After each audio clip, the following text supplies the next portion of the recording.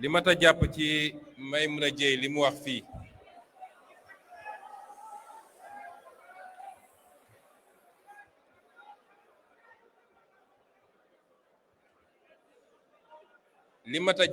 Maimouna Dièye wax fii mooy ñun ñëpp war nañu bàyyi xel ci paramètres yu bari problème boo gis dafa am complexité am problème boo gis dafa bari facette dafa bari lu mu wundu dafa bari ay ramifications moo tax kenn ku ne bu jëlee benn fenêtre rek dafa mel ni kër rawatina këru angle bu dee da nga nekk côté bële yow benn fenêtre bi rek ngay gis wala benn bunt bi rek ngay gis filtre bi ngay am ak ni ngay concevoir affaire bi c'est par rapport ak bunt boobu kese amaana lu bari mun na jaare beneen côté bi teew doo ko gis moo tax dans l'analyse li ci ëpp solo mooy ñu wóoluwante parce que it xeex politique combat politique combat conviction yàgg na am Sénégal démarré wul ak ñun am na balaa indépendance di am Sénégal ay bakkan rot ci am na dès les premières heures de l'indépendance ay bakkan rot ci ay xeex yu métti am na ba ci ki ñu fi wuutu bi muy jël nguur gi en 2012 waaye Pastef ni mu taxawee ci ñi ànd ak moom di xeex ni ñu leen taxawoo musul am fii ci Sénégal musu fee am d'abord Pastef en tant que parti politique ak suñuy moyen nu mu néew bi ñuy nekk opposition mbir mi di métti détenu fu mu musa nekk Pastef nemmeeku na la andi na la añ andi na la reer faj na la seeti na say mbokk làmb na poos jox la te loolu ci cotisation yi la rawatina nag waa diaspora yi ma leen di delloo njukkalit Pastef bi mu yegsee ci nguur li mu njëkk a def ci conseil des ministres ci gouvernement mooy ne nañu xool nu ñuy utee moyen d'accompagnement loolu amul benn base juridique moo tax bëgguñu ko tuddee sax indemnisation parce que indemnisation terme juridique la il faut procès am condamnation am ñu fixer les dommages et intérêts ne lii mooy indemnisation nga doog ko mën a def mais loolu amagul waaye xaaruñu loolu ñu ne nañu décréter benn montant te it ma leen di bëgg a bàyyiloo xel lenn dañoo bokk ak ñi réew mi ñu bëree nañu moytu ñu jéppi ñu ci waxu xaalis ak jox leen ma ak maa ko xeexoon ak nañ ci bàyyi xel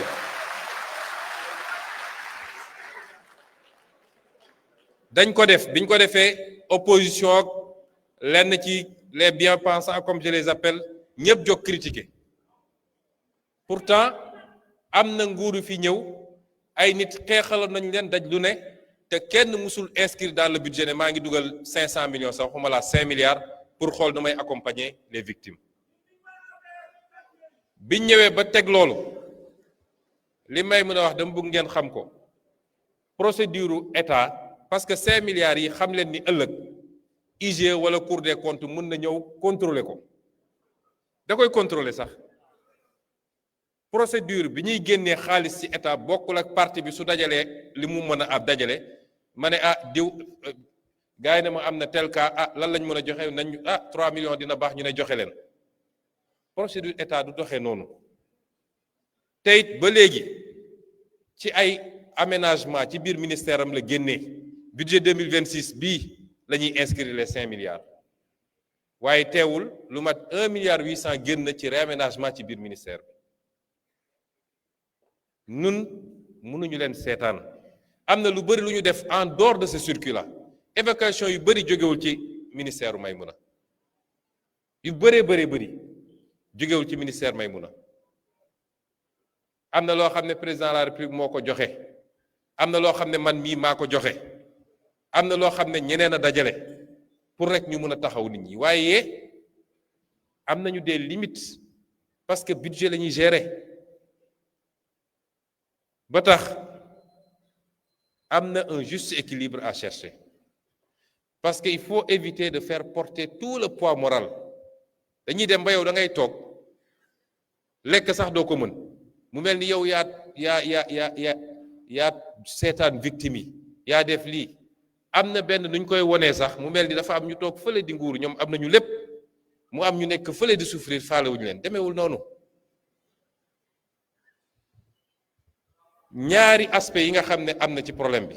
daf ci ba am boo xam ne dafa noble à 100% te sénégalais yépp ànd nañ ci mooy justice bi ñu réclamer kooku du lu ñuy laam-laame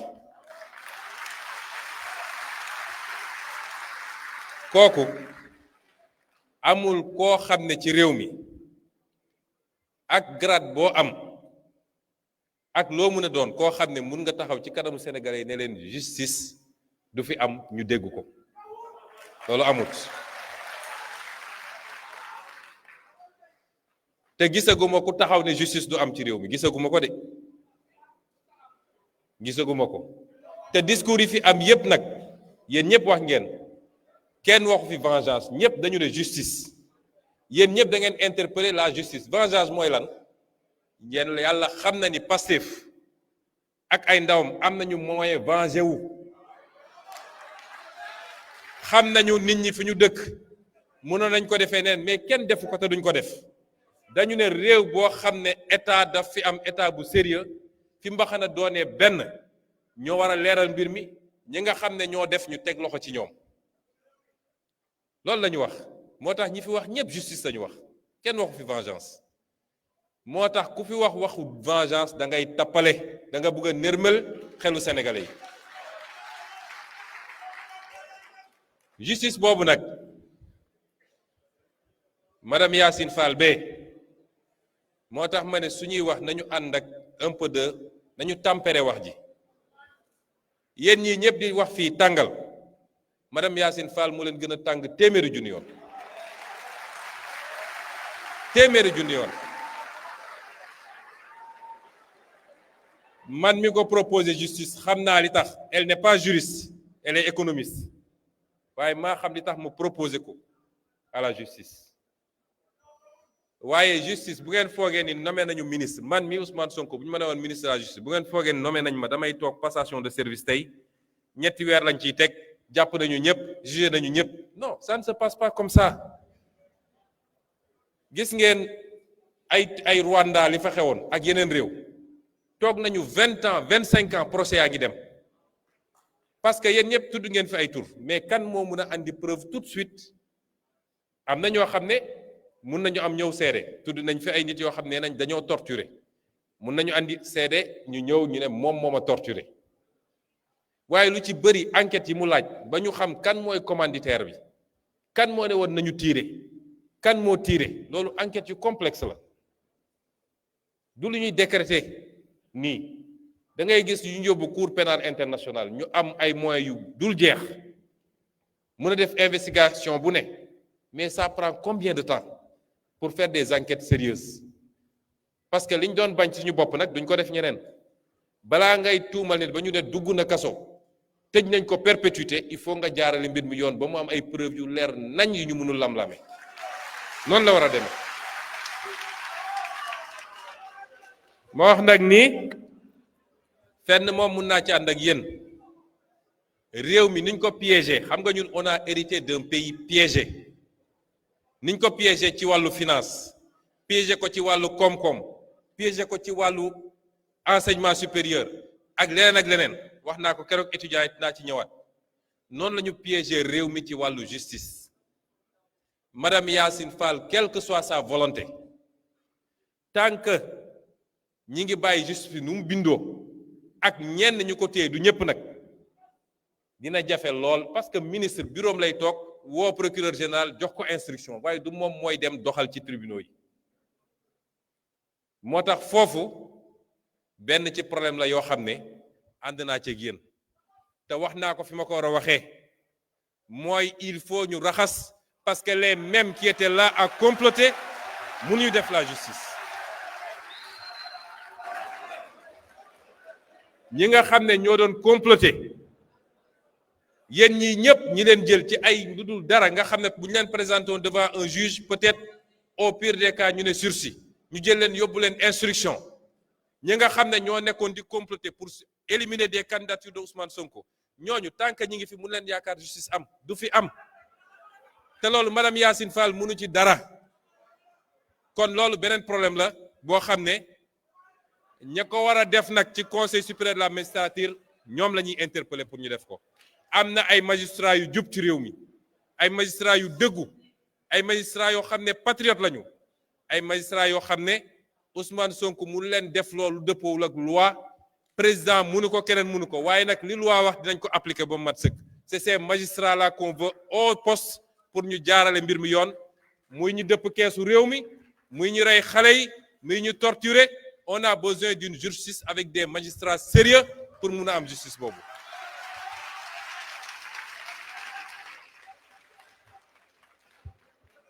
mu des nag deuxième volet bi dama leen ne am na ci volet boo xam ne discussion mënu ci am Sénégal yëpp d'accord nañ ci dégg naa sax ab kilifa diine wax ko justice réew mu amul justice amul dara munoo développer réew bu amul justice réew moo xam ne ki ñu dénk magistrat mu war a toog bureau jàpp na ni am na un droit de vie et de mort en violant la loi même sur qui il veut réew moomu amul sécurité réew moom mënul développer réew moomu investisseur du fa ñëw investir réew moomu du jóg ci fitna moo tax loolu ñun ñëpp dëppoo nañ ci mu des nag le deuxième volet boobu dafa am une partie noble ak partie boo xam ne war nañ cee dem ak tey mooy lépp lu jëm ci accompagnement ci réhabilitation donte que je conteste le terme de réhabilitation ak yeneen yu mel noonu nañ ko gérer avec moins de bruit te xam ni ëpp lañ ñu ci yéene te ñun mënuñu toog fu ñu toog yéeg ni am na kenn ci yéen ku am problème ñu ne duñu bouger le plus petit doigt te mën ko loolu mënul am man sama bopp laa mën a waxal bi ma ñëwee dama amoon mbébét balaa may ñëw ne man su ma yàlla defoon président de la république ma terminer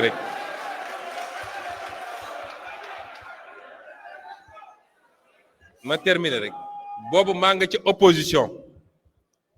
ma ne bu ma yàlla mayoon ma am responsabilité boobu ma yemale ko ci loolu am naa mbébét niser na la nga xam ne moom lañ ci war a fay duma ko laal waaye ñàkk laal boobu tekkiwul ni may naa ko état dama ko jël bloqué ko ci benn compte ne su yàlla defee mu dem ba mat 100 millions ma jël ko def ko un fonds d'accompagnement aux victimes waaye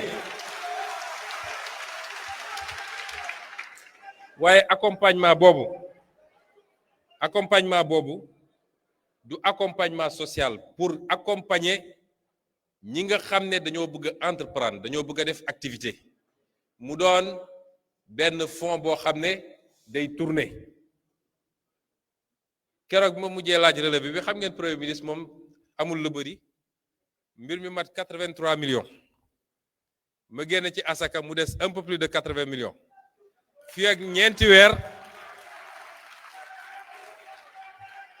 fii ak ñeenti weer incha allah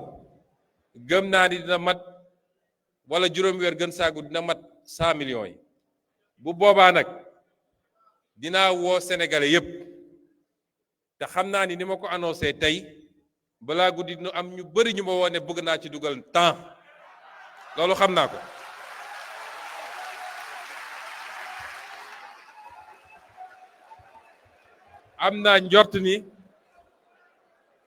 am naa njort ni fonds boobu buñ ko lancé ci diir bu gàtt amaana mu egg sax 1 milliard wala mu ëpp ko mën na dox ba jur benn institution de microfinance boo xam ne sax ci financement lu weesu les victimes lay doon loolu nag dinañ ko lancer amaan nañ ko lancer au mois d'avril bu soobee yàlla waaye nag dama bëggoon attirer seen attention ci yenn yi Maïmouna Dièye léegi dafa rappeler parce que ñun dafa am lu ñu woote woon ak fi ñu bëgg a jëm mu am ay dog-dog yu ci am ci diggante bi ñun waruñu taxaw ci dog-dog yooyu nit yàgg naa jóg décider xeex ngir réewam lu ne dal ko ci waaye warul doon benn fixation boo xam dañ ciy taxaw parce que nag bu ñu fàtte lan moo taxoon ñu jóg ne dañuy xeex lan moo taxoon ñu jóg ne dañuy xeex lan moo taxoon ñu sanc projet Pastef bi et est-ce que ñu ngi ci loolu parce que am na noo xam ne bu ñu ko doxalee buñ fi wax ay 50 ans de boo moytul benn mandat bi sax duñ ko wees nañu delloo ci xel yi patriotisme dafa am lu mu signifié liñ fi wax yépp dégg naa ko mais bu ñu fàtte lan moo taxoon ñu jóg situation yi nag dafa am ñu ci dugg di ci profito teel naa leen wax ni Pastef mooy adversaire u Pastef rek moo mën a doon adversaire u Pastef ba tax bu ngeen seetee am na ñoo xam ne newuñu sax ci biti nee nañu suñu biir la ñu nekk am na ñoo xam ne newuñu sax ci biti nee nañ suñu biir la ñu nekk mais dañuy essayer instrumentaliser yenn situation yi bu amee parce que seen objectif mooy changer narratif bi dem naa ba dégg ci ñoo xam ne sax seen théorie léegi mooy xale yi génnuñu woon xeex ngir projet bi waaye Ousmane Sonko lañ doon xeexal loolu mooy naka la ñuy changer narratif bi ba déconnecté xeex bi nga xam ne moom lañ doon xeex ngir réew mi ak yeneen projet politique yoo xam ne mi ngi judd ci suuf am na ñoo xam ne ñi ngi woote allié fu ñu génn leen li ne nous réclamons justice xam ngeen seen calcul lan la ñoom jàpp nañ ni li xew ci réew mi Ousmane Sonko am na ci responsabilité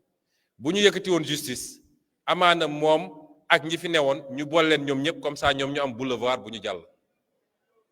léeg-léeg dafa am ñoo xam dañuy instrumentaliser vos frustrations et vos combats di ñëw di organiser sax di organiser di essayer dajale nit ñi loolu bokkul ak ñu taxoon a jóg et nous devons être très vigilants. ba tax ci li nga xam ne dañ koy utiliser ci ay argumentaire mooy di détecter fu frustration am rek ba li xew barki démb ci université yi parce que man damay dégg léegi Sénégal ku am benn problème bu ndaw li ngay njëkk a wax mooy ñun ñoo leen faloon eh bien kontaanatuma et cetera mais fal ni taxul nga war a jàpp ni da nga am droit absolu ba lu dul yoon ñu bàyyil la ko. man ragaluma ku ma mere ragaluma ku ma dëddu mais nañuy teg mbir yi ci dëgg parce que fu dëgg amul rek dara mënu faa dox mais problème bu am parce que chantage moral boobu la ñu yàgg a def les hommes politiques te hommes politiques yi ragal chantage moral boobu moo tax dañ daan nekk ci démagogie lan moo ñu andil problème université wax naa ko barki dem étudiants yi ndax samay doom lañu te li ci ëpp nag ci ñun la ñu bokk ci Pastef mais régime yi fi daan toog bëgg am jàmm ak ragal étudiants yi yëngatu saa yu étudiants yi ne lii ñoom xam nañ ni ça c'est pas soutenable mais dañuy gaaw nangu pour am jàmm dañuy dem ba egg benn point boo xam ne ils sont obligés de s'endetter pour pouvoir faire face à ces responsabilités là ñun bokkuñu ci ñiy gouverner noonu. loolu du gouvernance parce que bu ñu ko continuer réew mi xëy rek imploser mooy li ñu gis nii la dette cachée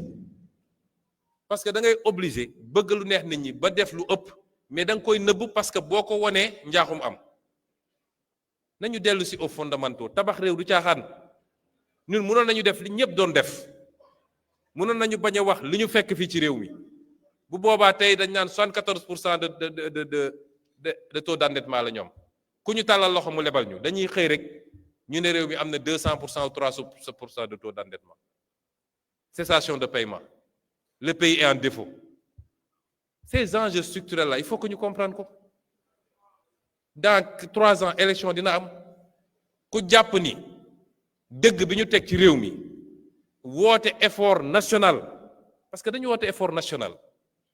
ban réew moo tabaxu sans effort man gisaguma ko kenn ku nekk ci yéen guddi balaa muy tëdd na dugg YouTube mu xool révolution chinoise mu xool exemple Corée mu xool exemple Japon mu xool feneen ak feneen di nga xam ni ñii tey ñu naan ñu leen di jox exemple nan développé nañu ba ci li waa ji li mu tudd léegi révolution française bu ñu la waxee fi ñu jaar ils ont sué le sang a coulé ils ont souffert des millions de morts famine am na fa parce que il fallait mu am une génération et rappelez-vous ce que je vous disais quand on était dans l'opposition il faut une masse critique de Sénégalais conscients ñu xam ni dañu war a ñefe pour que dans 10 ans ñu commencer gis dans 5 ans 10 ans ñu commencer gis les fruits de ces efforts-là mais que surtout nos enfants et nos petits-enfants trouvent notre Sénégal. Et pour cela, il faut que nous échappions à la tyrannie de l'argent, du matériel et du Johnny. Il faut que nous échappions à ça. L'un des principaux problèmes que nous avons, c'est que nous avons des responsabilités. Bu ñu moytul dina am yu commencé feeñ parce que kenn ku nekk jàpp na ni pour des calculs politiques il faut ma waajal sam bopp te pour ma waajal sam bopp il faut ma am xaalis Pastef musul dajale ay milliards di ko jox sénégalais pour ñu woteel ko sénégalais li ñuy xaar ci ñun du loolu te ku ko def it fi nga koy jëlee xam nañ ko ci ay marché nga koy jëlee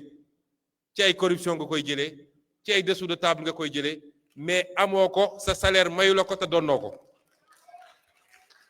Il faut désintéressement am suñu bëggee tabax réew mi kenn ku ne li la yàlla wërsëgal nga xam ni lii la te continuer góorgóorlu nag pour am plus te ñu xam ni milliardaire poste responsabilité mënul def nit millionnaire waxuma laa milliardaire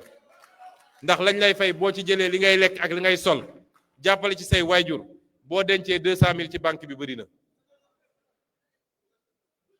nañu moytu tombe ci piège yu ni ñu fi jëlee. Moo tax les débats sur le matériel sur l'argent nañ ko def avec beaucoup de pudeur conviction dafa am solo la nga doon wax démb ak barki démb nga egsi nga continuer ci lii xew nag am na yoo xam ne fii du waxam tey Pastef fera face à tous les défis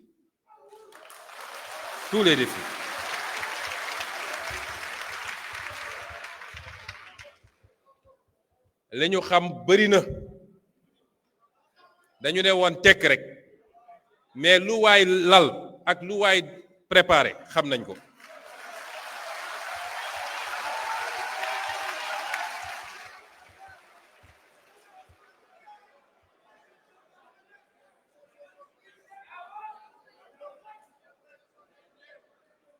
il faut ñu dindalaat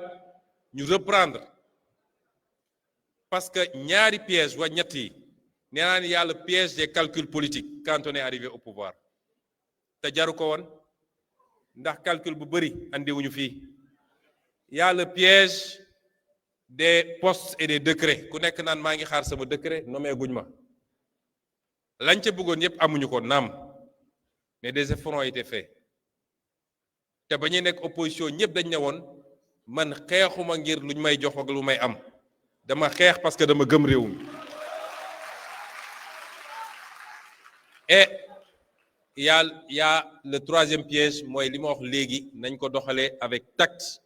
te xam ne nous serons à côté de vous nous serons avec vous comme vous avez toujours été avec nous parti bi nag dina relancer beaucoup d'activités wax naa ni mois d'avril la ñu jëm ci congrès bi incha allah très bientôt dinañu démarrer waat le placement des cartes de membres et les renouvellements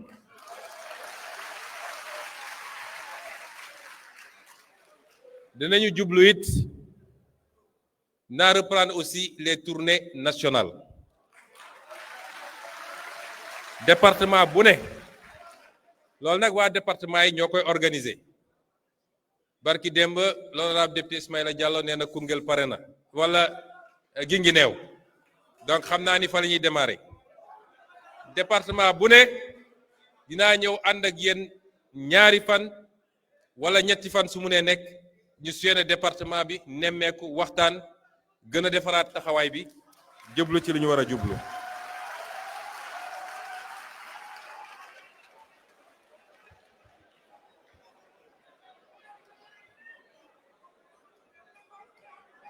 ma insiste tamit mu am lu ma ñaan rek waa Pastef parce que Pastef dafa am loo xam ne daf ñoo dab waaye du loolu mooy Pastef de dafa am loo xam ne junj naa ko keroog ci meeting bi waaye jotuma koo développé Pastef parti xam-xam la parti gis-gis la parti xalaat ak bind ak sotti la parti proposition la bi ñu créé parti bi 2014 ba keroog bi ñuy andil problème 2021 ci téere yi ñu bind ci suñu taxawaay assemblée ci conférence yi ñu def ci émission yi ñu def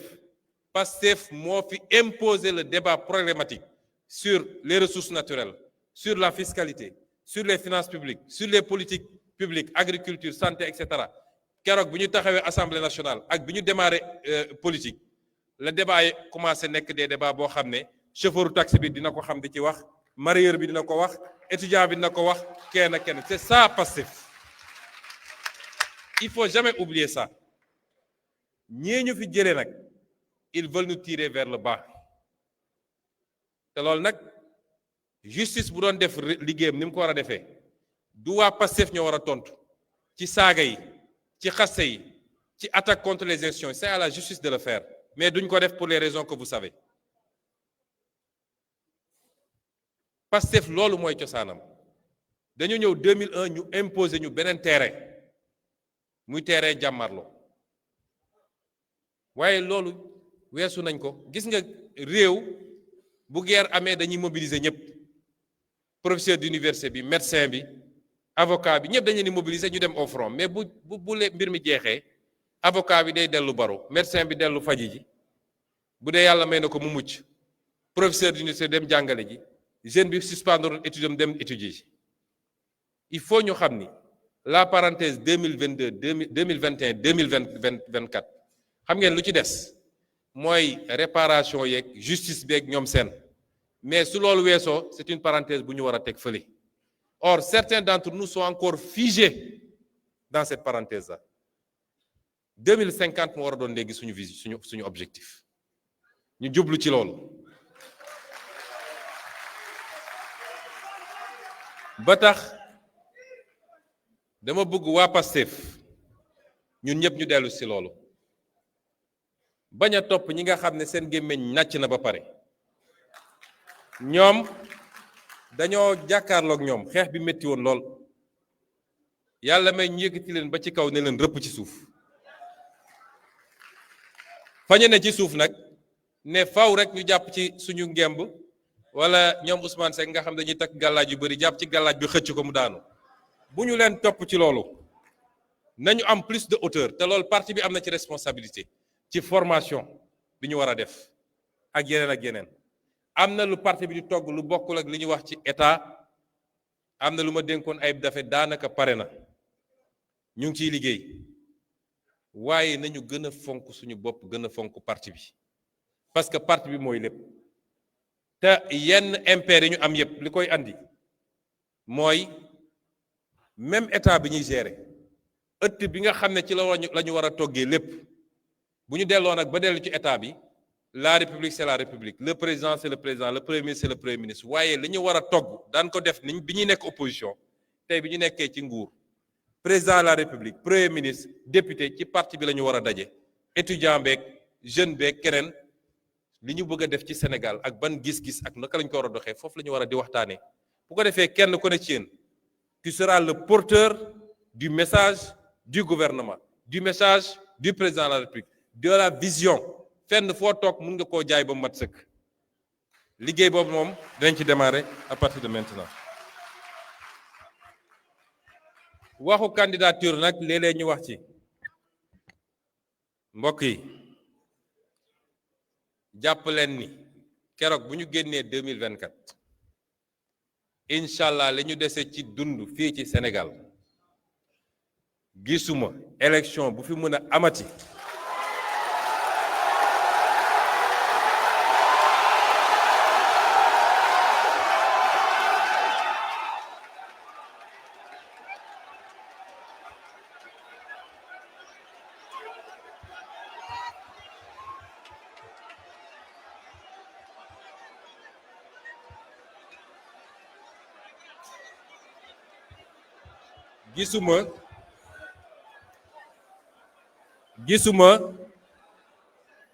gisuma élection bu fi mën a amati muy élection locale législative présidentielle su ma ci bokkul maa bëggut a bokk.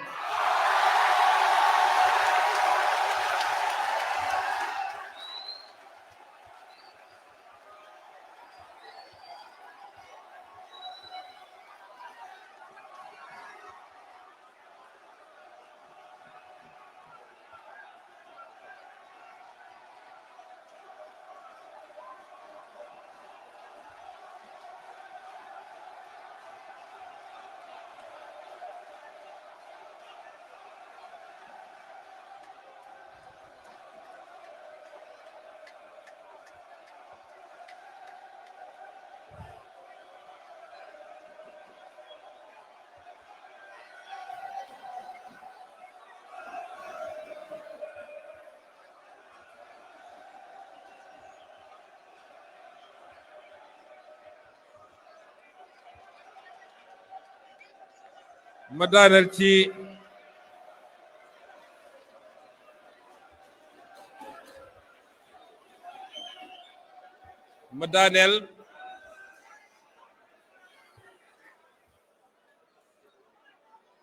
li ma leen wax nii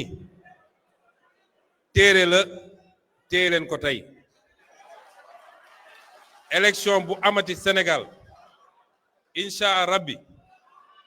bu ci Ousmane Sonko bokkul moom moo choisir librement mais je ne veux pas être candidat bu soobee yàlla.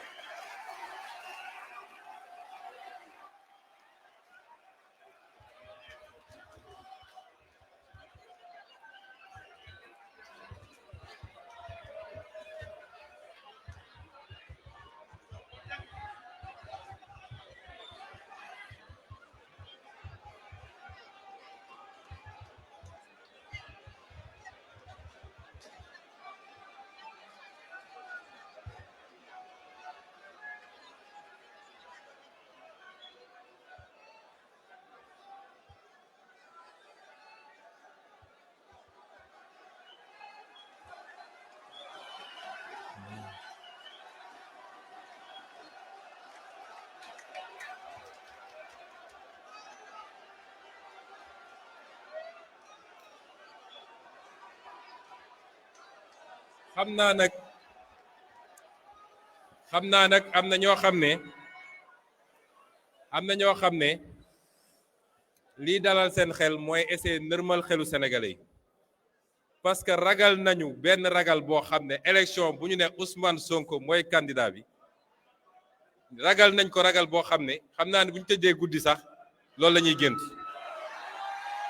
waaye loolu c'est derrière nous. may terminer nag waxtaan bi ci le petit discours que je vais faire en langue française parce que dañuy déglu fu ne léeg-léeg bu leen fàtte ni Pastef dafa dépassé fii léeg-léeg ñu pare waxtaan bi am ñu bari bind même ci page commentaire Facebook yi ne ah ñun ñu nekk dëkk sàngam de yéen olof rek ngeen di làkk moo tax baax na léeg-léeg surtout lu waral bés bi ñu wax ko ci tubaab ñëpp dégg ko. Chers compatriotes, frères et sœurs de douleur et d'espérance, familles endeuillées dont le cœur saigne encore, anciens détenus politiques dont l'esprit n'a jamais été capturé, blessés courageux qui portaient dans votre chair la vérité de notre histoire. Aujourd'hui, je ne vous parle pas seulement comme président de PASTEF, encore moins comme Premier ministre. Je me tiens devant vous comme un frère marqué, façonné par les mêmes larmes, les mêmes injustices, le même rêve brisé et reconstruit. Nous sommes réunis pour honorer ceux qui ne reviendront plus, ceux dont les rires ont été étouffés par la brutalité d'un système qui a voulu écraser un peuple debout. Le Sénégal se souvient, le prix de notre liberté. Aujourd'hui, le Sénégal s'arrête. Le Sénégal se recueille. Le Sénégal se souvient. Nous nous souvenons de chaque visage, de chaque nom, de chaque vie interrompue ou brisée. Ces jeunes, ces étudiants, ces citoyens ordinaires sont sortis dans les rues, non pas par violence, mais par amour viscéral pour leur pays et par refus absolu de l'injustice. Leur seule arme était leur droit, leur seul bouclier était la Constitution. Aux familles des martyrs, chères mères, chers pères, frères et sœurs éplorés, la nation tout entière partage votre douleur. Vos enfants ne sont pas des statistiques, ce sont des héros. Leur courage a ébranlé les murs de l'oppression. La dignité, face à la répression, a ouvert la voie au changement historique que nous vivons. Leur don de soi ultime pour la patrie est notre dette éternelle. Votre enfant n'est pas mort pour rien. Il a été victime d'un système qui a choisi la répression au lieu du dialogue. La justice, la vraie, viendra. L'État veillera à ce que chaque responsabilité soit établie, que chaque dossier soit élucidé. Nous vous devons la vérité. Nous vous devons un pays digne du sacrifice de vos enfants. Aux anciens détenus politiques et aux blessés, à vous qui revenez des ténèbres, à vous dont le corps raconte l'histoire mieux que n'importe quel commentaire. Vos cicatrices sont des décorations nationales. Votre dignité dans l'abîme a guidé tout un peuple vers la libération, vers un nouveau souffle. Vous êtes les drapeaux vivants de la résistance sénégalaise. Pastef, du cri du peuple au choix du peuple. Pastef n'est pas né dans un bureau climatisé pour une ambition politicienne. Pastef est né d'un cri. Un cri poussé dans les diasporas, les quartiers populaires, les campagnes, les consciences réveillées d'une jeunesse qui refusait la résignation.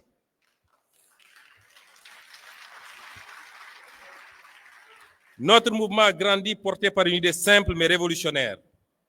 celle de démarchandiser la politique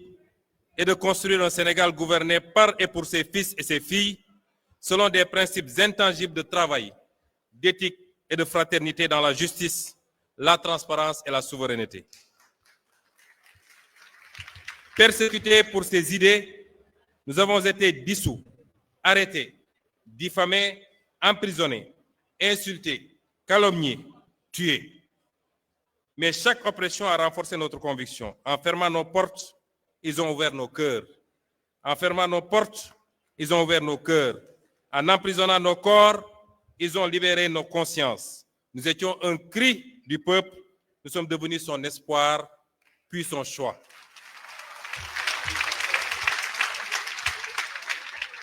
Mon engagement est né d'un serment ancien. Ne jamais supporter l'injustice. Ancien inspecteur des impôts et domaines, j'ai vu des mains vendre la patrie. J'ai vu la trahison des élites. Ce jour-là, j'ai fait le choix, celui de ne jamais détourner le regard, celui de ne jamais me soumettre. Ce serment m'a mené vers le syndicalisme, puis vers la politique, puis vers vous, puis vers la radiation, puis vers la persécution et les brimades, puis vers les tribunaux, puis vers la prison, puis enfin au pouvoir. Comme nos martyrs et comme tous ceux qui sont ici, j'ai connu la cellule, la disqualification, la diffamation, la faim extrême, mais je n'ai jamais cédé car ma force venait de vous.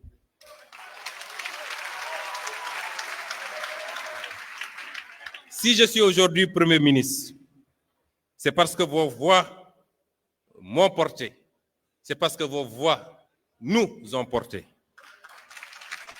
Parce que vous avez refusé d'abandonner. Et je ne suis pas votre chef, je suis votre mandataire. La main qui signe est votre main. La voix qui parle est votre voix collective.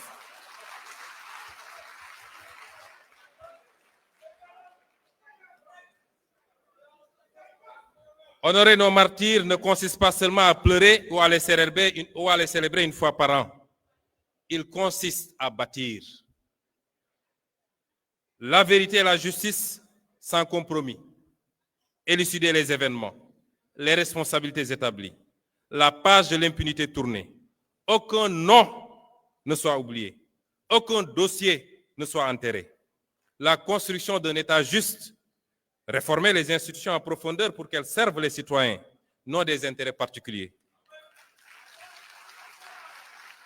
Et l'économie de la dignité. Mettre en œuvre le projet économique de PASTEF par la création d'emplois, l'industrialisation, la valorisation de ressources pour le peuple, nos richesses financent notre avenir, nos écoles, nos hôpitaux. La jeunesse héritière et cœur battant du pays. Investir massivement dans l'éducation, la formation et l'entrepreneuriat. Pour la mémoire des victimes et celle de tous les combattants contre l'oppression politique et les libertés. J'ai reçu d'ailleurs 2 propositions différentes venant d'un architecte et d'un homme de culture, tous 2 sénégalais, l'une pour l'érection d'un mémorial des victimes, l'autre, plus large encore, pour l'édification d'un panthéon de la démocratie sénégalaise qui, plus qu'un simple hommage, serait un acte fondateur. Une manière de dire que notre République ne tolérera jamais plus que des citoyens tombent pour avoir simplement exprimé leurs convictions. Car honorer les martyrs de la démocratie, c'est affirmer que le Sénégal veut demeurer fidèle à sa devise. Il nous faut protéger cette révolution. L'un des intervenants l'a dit ici. Il porte exactement le nom de mon homonyme. Il l'a dit. La révolution vient de commencer. Et toute révolution connaît des soubresauts à ses débuts. Toute révolution connaît ses plus gros risques à ses débuts. Et c'est maintenant qu'il nous faut être vigilants. Chacun d'entre nous, vous, ceux qui se sont battus, quelle que soit leur fonction dans le parti, leur grade, les citoyens lambda qui ne sont même pas membres du parti, mais qui ont cru à ce discours de Pastef les Patriotes. Nous avons tous à protéger la révolution du 24 mars, qui n'a pas démarré le 24 mars, mais qui ne s'est pas achevée surtout le 24 mars. Le plus grand danger qui nous guette aujourd'hui n'est plus la répression d'hier. Le plus grand danger qui nous guette, c'est l'oubli. C'est l'endormissement. Nous n'avons pas le droit de dormir. Nous n'avons pas le droit de trahir la mémoire des nôtres, particulièrement ceux qui nous ont quittés. Je lance donc un ordre. Je me permets aujourd'hui, pour la première fois, de lancer un ordre. L'ordre du devoir sacré à la grande famille patriotique. Cet ordre, c'est de consolider la grande armée civique de PASTEF avec l'objectif d'1 million d'adhérents actifs en fin 2026. Chaque carte est un engagement pour la démocratie, pour la liberté et pour la réussite du projet. Cet ordre, c'est la vitalisation de 10 000 cellules de PASTEF et de vigilance citoyenne dans chaque quartier, chaque village. Soyez les sentinelles de l'éthique, de la bonne gouvernance et de la souveraineté. Cet ordre, c'est de redynamiser un mouvement de service, ce qui fait notre ADN. Reprenons les camps de dons de sang. Que le sang versé soit remplacé par le sang donné pour la vie. C'est de reprendre les opérations de nettoyage des places publiques, soutien scolaire gratuit, solidarité active. Soyons en permanence auprès au service des populations. Restez solidaires du parti PASTEF, les patriotes, dans le don de soi pour la patrie. Chers camarades ou chers frères, un pouvoir qui oublie sa base se perd.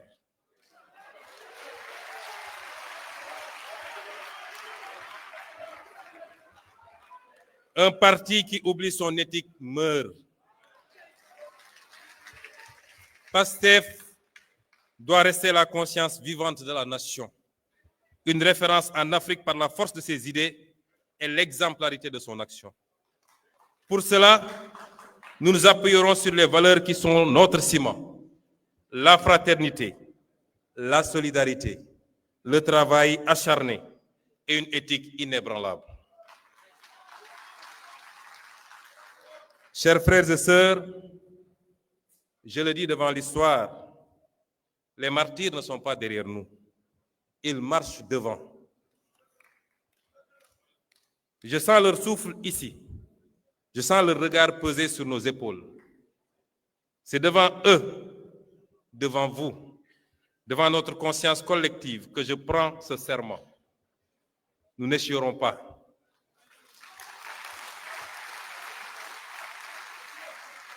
Nous ne faiblirons pas. Nous ne trahirons jamais. Nous ne les trahirons jamais. Nous construirons ce Sénégal souverain, juste et prospère, brique après brique. Nous le construirons ou nous périrons en essayant. Pour la mémoire des martyrs, pour la dignité retrouvée, pour le Sénégal souverain. Vive les martyrs de la liberté. Vive la résistance sénégalaise. Vive le Sénégal aujourd'hui, demain et pour toujours. Je vous remercie.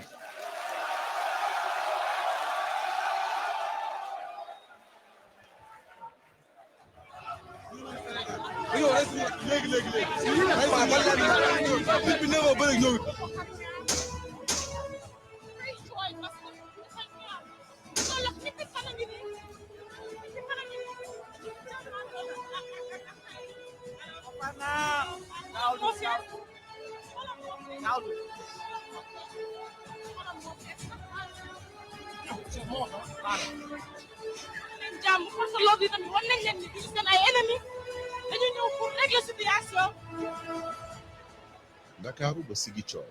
askan wépp a ngi fàttali ndax fàtte xaju fi ana njéggal te justice amul ndax jàmm joo gis yoon na ko lal ñii ci ñàkk seen bakkan deret yii ci tuuru ngir xeex nooteel yi woon askan wu taxaw ngir dog ñu jeng yi ñoom ñii ñoo joxe seen bakkan ngir askanu Sénégal siggi faw ñu dellu siggil leen xeex ngir yoon àtte dëgg fàttali àddina ni sañ-sañ ak ngor ak moom sa bopp dees ko yelwaan des koy xeex.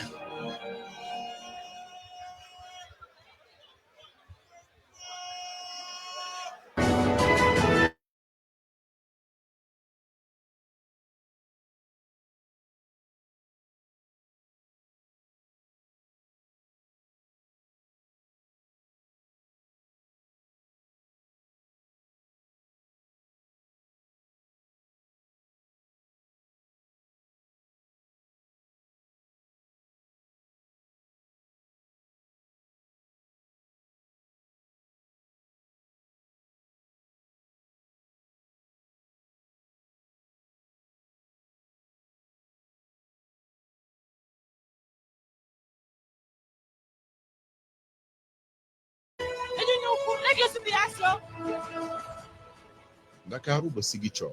askan wépp a ngi fàttaliku ndax fàtte xaju fi ana njéggal te justice amul ndax jàmm joo gis yoon na ko lal ñii ci ñàkk seen bakkan deret yii ci tuuru ngir xeex nooteel la woon askan wu taxaw ngir dog ñu jeng yi ñoom ñii ñoo joxe seen bakkan ngir askanu Sénégal siggi faw ñu dellu siggil leen xeex ngir yoon àtte dëgg fàttali àddina ni sañ-sañ ak ngor ak moom sa bopp des ko yelwaan des koy xeex.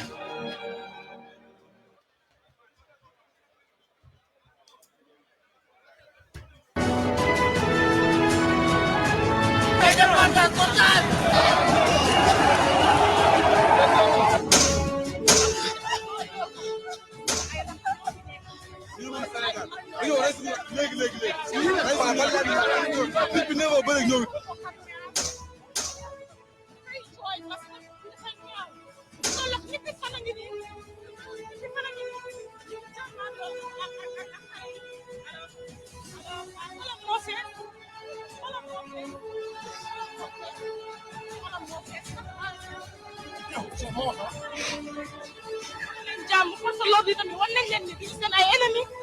dañu ñëw pour régler ndakaaru ba Ziguinchor askan wépp a ngi fàttaliku ndax fàtte xaju fi ana njéggal te justice amul ndax jàmm joo gis yoon a ko lal ñii ci ñàkk seen bakkan deret yii ci tuuru ngir xeex nooteel la woon askan wu taxaw ngir dog mu jeng yi ñoom ñii ñoo joxe seen bakkan ngir askanu Sénégal siggi faw ñu dellu siggil leen xeex ngir yoon àtte dëgg fàttali àddina ni sañ-sañ ak ngor ak moom sa bopp des ko yelwaan des koy xeex.